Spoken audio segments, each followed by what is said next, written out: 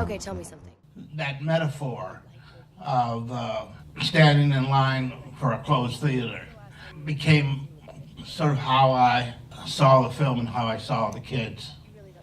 And so I just said to him, I said, Bret, the economics are changing. And what you do doesn't cost a lot of money.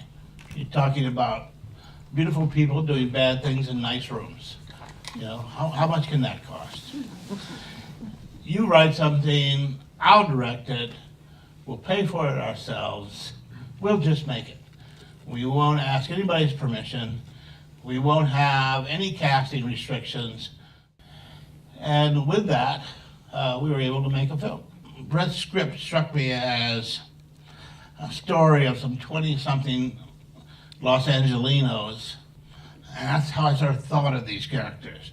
They're making movies, but they don't really like movies.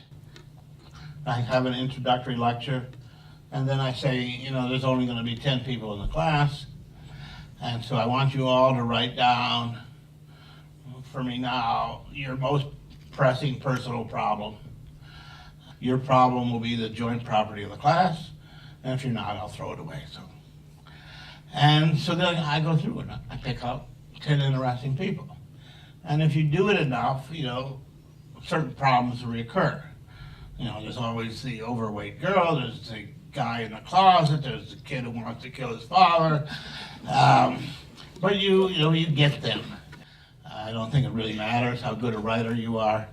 All that matters is how well you can tell a story. And if you can tell your story to somebody and keep them interested for 45 minutes, you have a movie.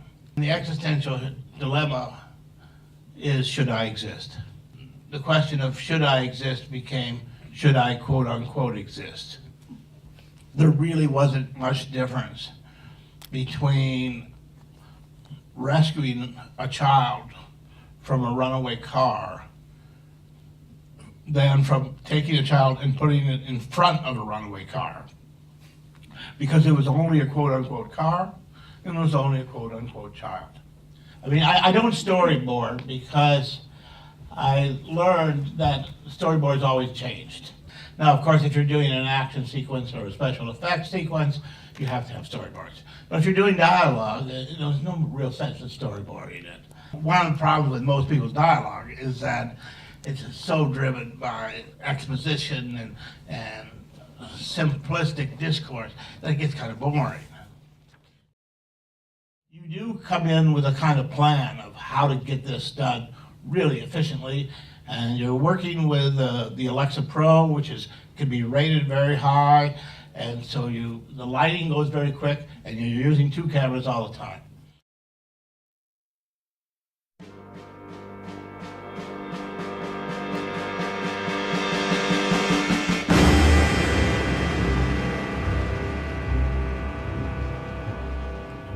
But, in that case with Taxi Driver, I just wrote the script as personal therapy.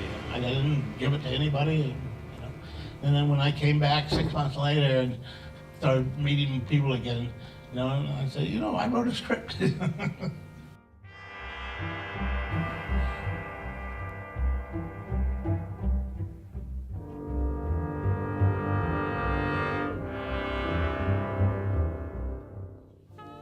The most obvious to me reference in Canyons is the one to Contempt, the film by Godard. When James comes up from the pool on camera right, and Lindsay is in a red bathing suit all the way down by the pool. You're standing there and you're looking at that and you're saying, wait a second, where have I seen this before? You say, oh, this is Contempt. This is that Contempt shot. Let's do it.